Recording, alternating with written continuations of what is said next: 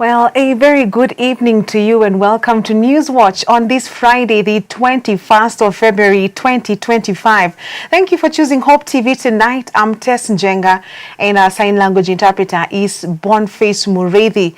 News coming in this evening is that part of the Jomo Kenyatta International Airport is on fire. That is the grassland towards the 75 Airport North Road. However, firefighters and the police are currently on site trying to contain the fire, and we do hope that they will be able to contain the fire as soon as possible.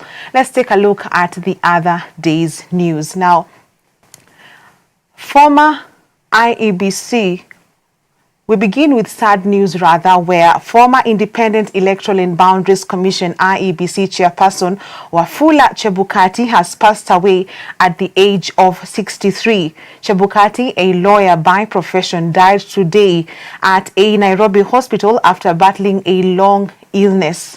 He served as IEBC chairperson after his appointment by former President Uhuru Kenyatta in January of 2017. His 6-year term concluded on January 17, 2023, following which he stepped down from the position he took from Ahmed Isaac Hassan. His passing marks the end of an era for the IEBC, with Chebukati widely remembered for overseeing the highly contested 2022 general elections.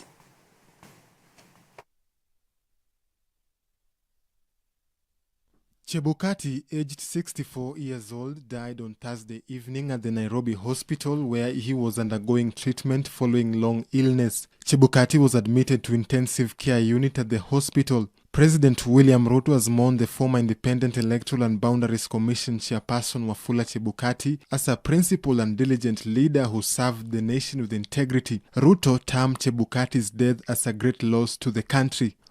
Former President Uhuru Kenyatta highlighted his resilience despite various challenges during his tenure at the electoral body, stating that throughout his time in office, he played a pivotal role in shaping our nation's electoral landscape, often navigating intricate challenges with remarkable resilience. Other leaders also joined in mourning Wafula Chebukati. A lawyer by profession, Chebukati was appointed IEBC chairperson by former President Uhuru Kenyatta in January 2017, with his 6-year term coming to a conclusion on January 17, 2023, where he presided over the 2017 and 2022 general elections. His family has, however, requested for privacy during this difficult time of mourning, stating more details will be communicated about his burial arrangements. Chebukati is survived by his wife Mary Chebukati and their 3 children. James Machera, Hope TV Newswatch, Nairobi.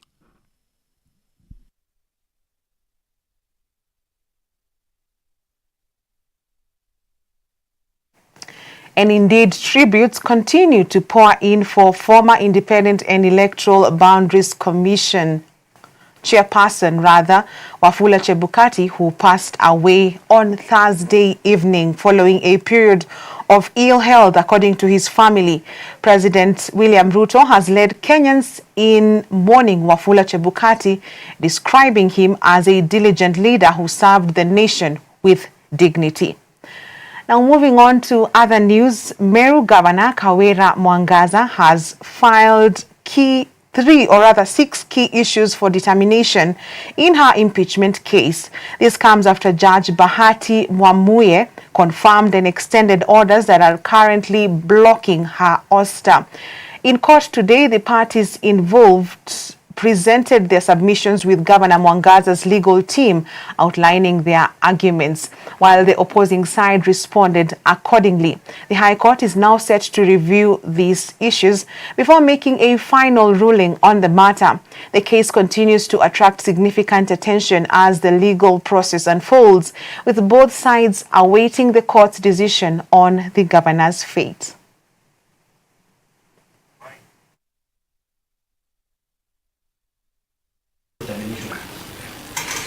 Not on review and not on appeal. Meru Governor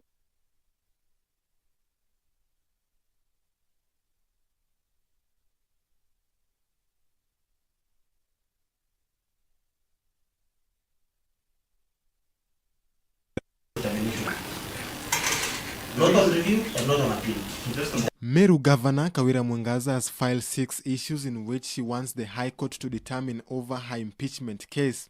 The judge, confirming and extending the expert orders he had issued, said the orders will be in place for a period of 120 days. In that period, the petitioner will continue serving as governor with a provision that the judgment in this case may be rendered before lapse of 120 days. The Senate had in turn asked the court to set aside orders stating it had far-reaching implications that affect parties involved. And this is what your brother, Justice Mureithi, observes.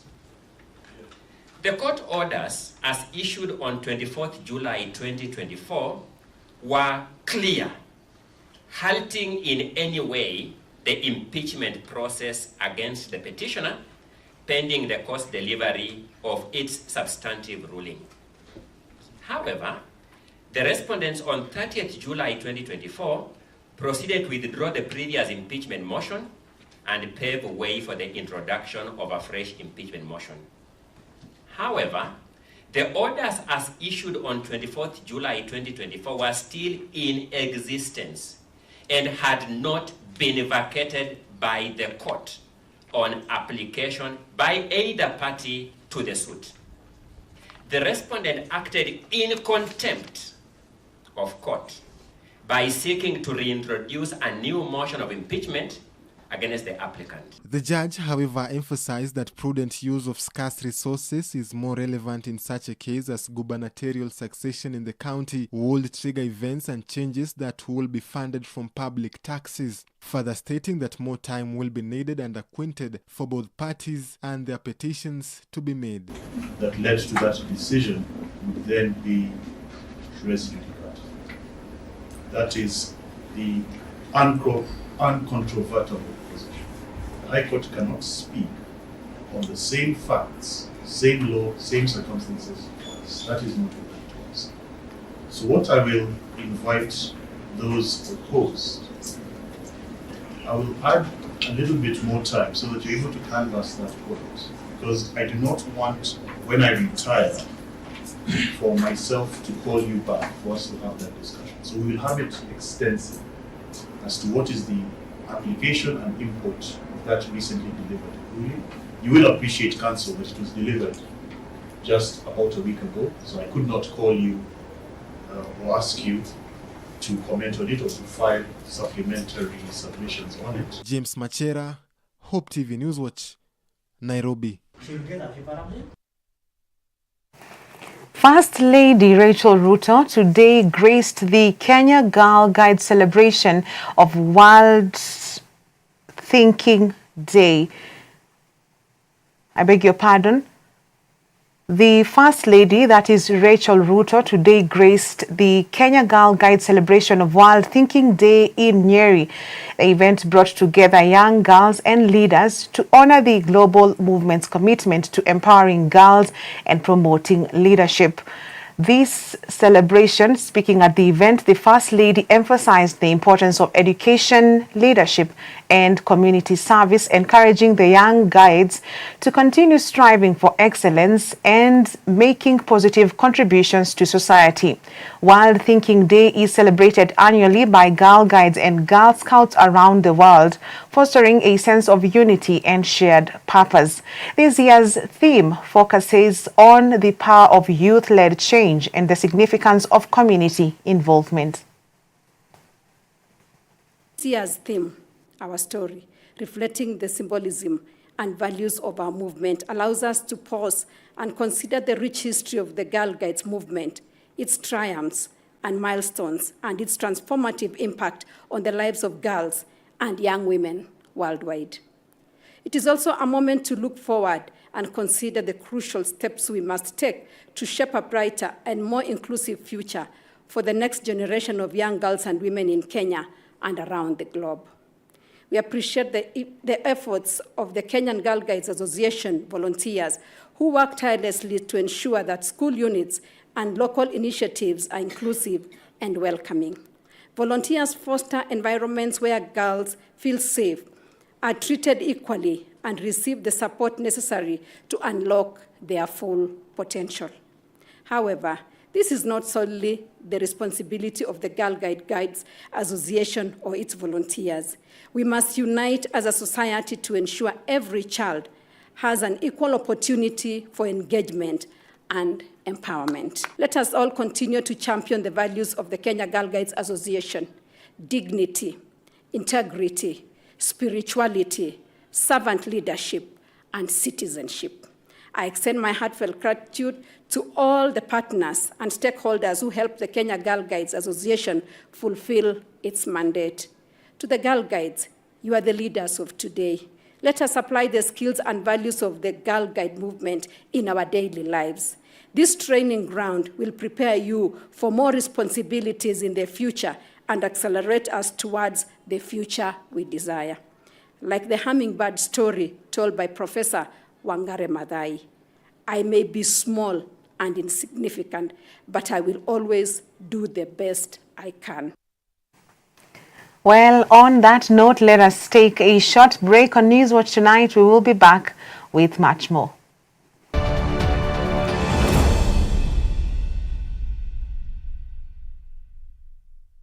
Your skin tone is not the ideal type of skin tone. Yeah, you shouldn't be modeling, So many times we succumb to peer pressure, and because of that peer pressure, now we get involved in the wababas. Campus students normally use NGL links that you send a message anonymously, and then now there people confess about wababas or what happened. But if you validated this girl, it will make a very big difference. Why would you buy supper or lunch or breakfast for 100 shillings? Yes. Whereas Piriton is only 5 shillings. So why don't you buy it and just sleep the whole day? As a society, we may have modeled the wrong values, such that we glorify money or riches at the expense of integrity. And that's why you find a girl in the university having a relationship or is married in the university, but they feel they've lost their self-worth. Don't want to miss.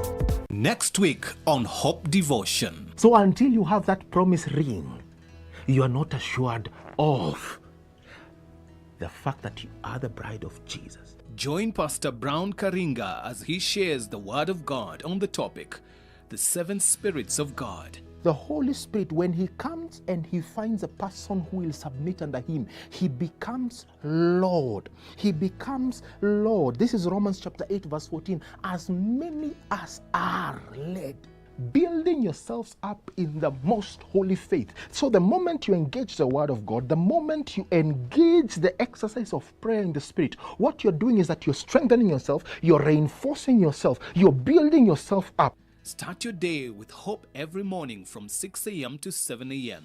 Hope TV, look and live.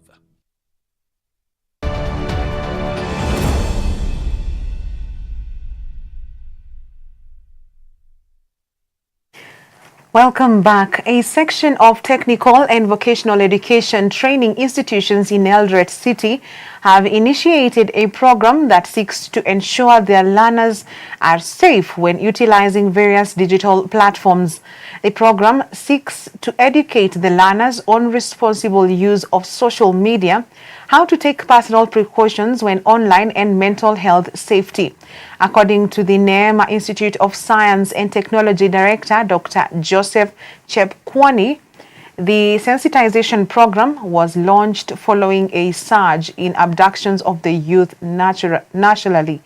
Chepkwony challenged stakeholders in the education sector, including the government and the private sector, to support the initiative. We are completing a training on safety of students. This training is important because we have lost a lot of students in Kenya today. We have lost so many, and parents are suffering through abductions, through suicide, through so many ways. It's important for the Kenya government to realize that institutions all over this country should train their students on the importance of safety. It can be employees, it can be students, it can be everybody. We have noted that there are many cases of femicides around our country. We have noted adoption cases. We have also seen young children being killed. So we ensure that our students are well taught and they know what they are supposed to do at what time and what they are supposed to do when they also face. We have seen cyber crimes, students being bullied around. So our students are being equipped with the knowledge that will help them get out of when they are in trouble. The President of the United Nations General Assembly, Philemon Yang, visited Equity Group for high-level discussions on youth innovation, digital technology, and sustainable development. The President Yang, who is also the former Prime Minister of Cameroon, was welcomed by Equity's Group Chairman, Professor Isaac Macharia, along with board members and senior managers. During his visit, Yang expressed his commitment to fostering a digital workforce, bridging the digital divide and using technology to address critical development changes. As part of his tour, the President explored Equity's state-of-the-art technology and innovation hub, which is dedicated to upskilling young people through the Equity Leaders Program, equipping them with vital digital skills for the future. I am so happy to be in this place in Equity. I have met very rising stars here. I've met young people who, by my definition, are all rising stars. And I say to you, young people, do not throw away your imagination. You are, in many ways, your imagination. The efforts you make are key to what you are and what you will be. This is not about the past, it's about the present, how you can make efforts to shape the future. So to the young ladies, to the young men, don't let your imagination die. Keep working till you obtain what you're looking for. And Equity Bank has already given you an opportunity. And I see you as all rising stars. Good luck to you. Have a good future.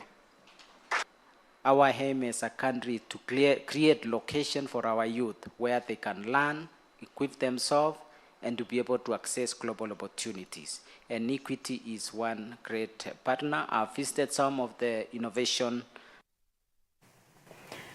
Kenya Pipeline Company, that is KPC, has today unveiled a new pump station at Ngema, increasing the product flow rate along the 14-inch Western Kenya pipeline, representing a 69% upsurge.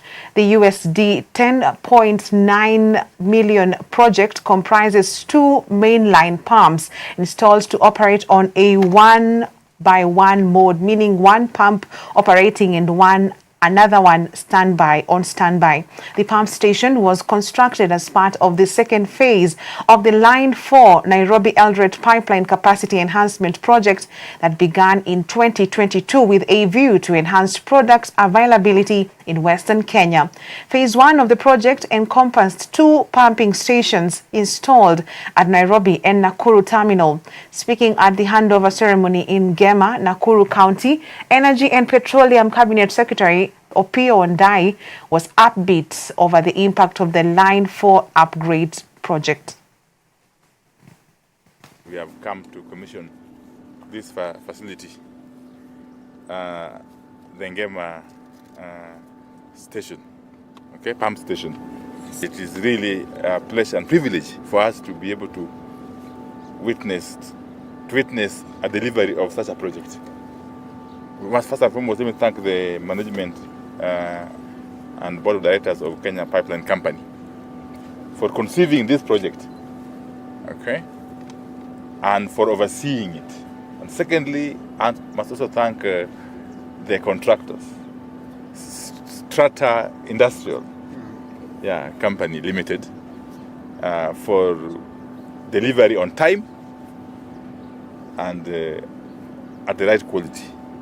and standards. This project, in a nutshell, is going to enable the flow rate of petroleum products to increase from 350,000 liters per hour to 510,000 liters per hour.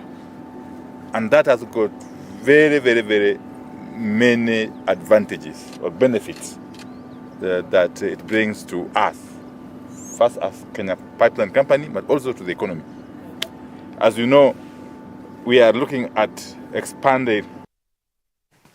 Now in South Sudan, all schools have been closed for 2 weeks due to an extreme heat wave with an average of 12 students collapsing daily in Juba City.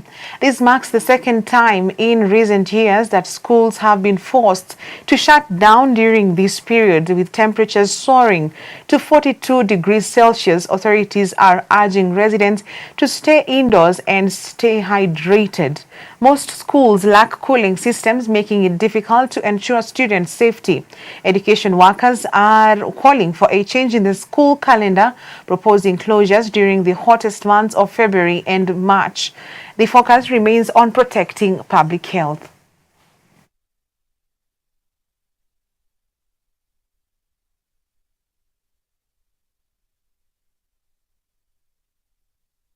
And let's take another short break. We will be back with sports news.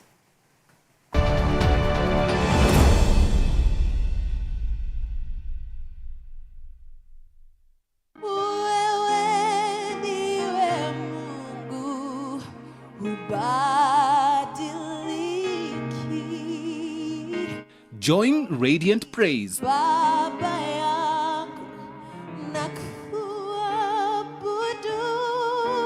this Sunday for a moment of worship on Ultimate Worship.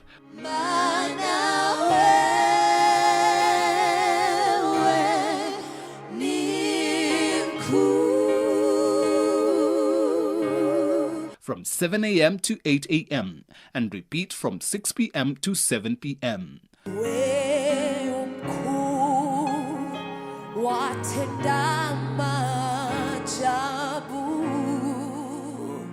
Hope TV, look and live. Let all the other names fade away.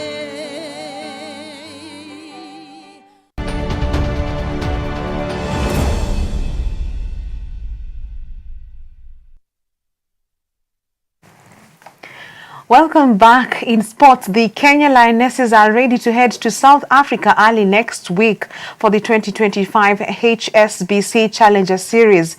The team will begin their campaign in the HSBC Challenger Series at Athlone Stadium in Cape Town on the 1st and 2nd of March and again on the 7th and 8th of March 2025. Head coach Dennis Mwanja has voiced his confidence in the girls, sharing that the support from their sponsor M-Pesa has given them an extra boost. The team is more than prepared and eager to represent Kenya in South Africa. Team captain Grace Okulo is equally optimistic. She says she has full trust in her teammates, knowing they have been working tirelessly towards this. Ufadhili wa M-Pesa kwa timu ya Lionesses umekuja kwa wakati mwema sana. Ufadhili huo umeweza kupea timu niseme morali ya kuweza kujitayarisha. Sasa wachezaji wanaweza kujitayarisha na kutokuwa na wasiwasi kuhusu malipo yote watapata baada ya kucheza. So maslahi yao yameangaliwa. We have been working really hard since last year after we qualified for the Challenger Series, and the team is like really doing so good now. We were doing our tape-up week. This was our tape-up week, and we really did. 8-time Kenya Cup champions KCB RFC is gearing up for a crunch clash against nemesis Menengai Oilers on Saturday, February 22nd, 2025. That is tomorrow at the KCB Sports Club, Ruaraka. With 3 matches left to play in the regular season before the playoffs, the Bankers are on course to secure a home semi-final. As it stands, KCB is second in the table with 40 points. Cabra sits top with a superior points difference. Speaking during a training session ahead of the fixture at the Den, KCB RFC head coach Oliver Mangeni said the players are motivated and ready to take on the challenge ahead. KCB RFC will have to navigate their upcoming fixture without one of their key players, Ian Omoke. The team has already prepared. I think the preparation started long time ago. And we are approaching this game after beating Nondis. Nothing much will change. It's just polishing what didn't work in the Nondis game. We're trying to have players gel, so nothing much. We are not going to make very many changes for the weekend. We are looking to play the same team, and that will also depend on the training today. No, we don't have injured players. It's just a few niggles here. We had something on Andy Cole's ankle, but he's since recovered. And Opondo had a contusion. And Kenyan Harambee Starlets hosted Tunisia today afternoon at Ulinzi Sports Complex, a match that went a draw of 0-0 for the first leg. This is despite efforts by both teams showing interest in scoring goals. The second league match will be hosted in Tunisia. However, Kenya hosting the match shows progress in women football in Kenya.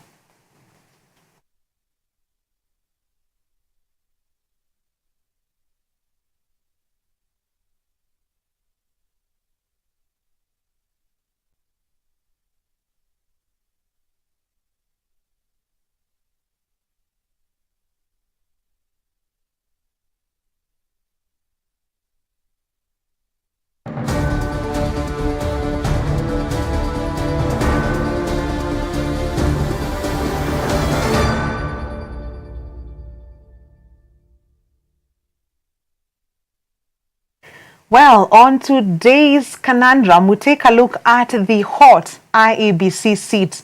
Or is it so? Now, the passing of Wafula Chebukati, the former chairperson of the Independent Electoral and Boundaries Commission, has ignited widespread conversations across Kenya.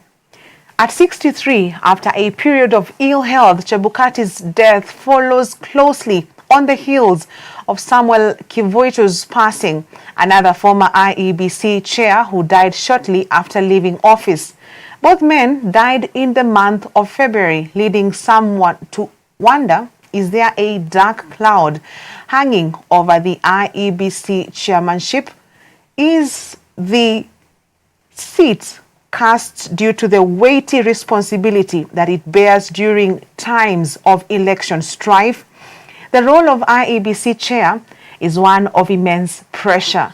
Holding the reins of the electoral process in a country as politically charged as Kenya brings both scrutiny and intense emotional stress. The task of overseeing an election, particularly in a context where results are often contested, is a heavy burden to bear. For both Chebukati and Kivuito, their legacies will forever be linked to deeply divisive elections in 2022 and 2007 that left significant marks on the nation's history. Now, perhaps the most troubling aspect of Chebukati's passing is the reaction it has sparked among some Kenyans. A number have celebrated his death due to their rejection of the 2022 election results that he oversaw. This reaction serves as a painful reminder of how political divisions can cloud basic human decency.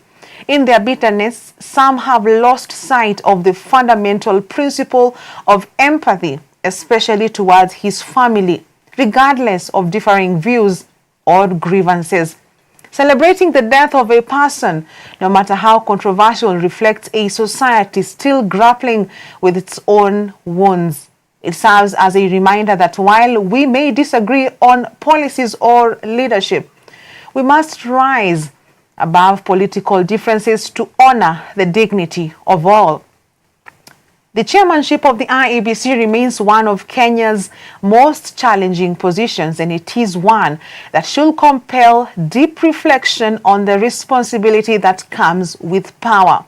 Instead of harboring animosity, this moment should prompt the nation to consider the human cost of political office and the legacy left behind by those who serve under immense pressure. Not to mention that we are on the verge of having a new IEBC chairperson ahead of the 2027 elections, while we do hope that the ghosts of this hot seat will not haunt him too.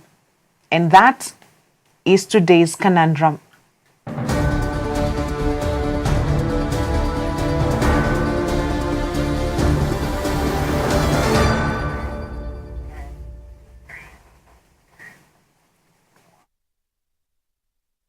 Well, that's today's conundrum, is what brings us to the end of News Watch tonight, even as we hope that the new IEBC chair, who is meant to come into office in a few months, will have better luck.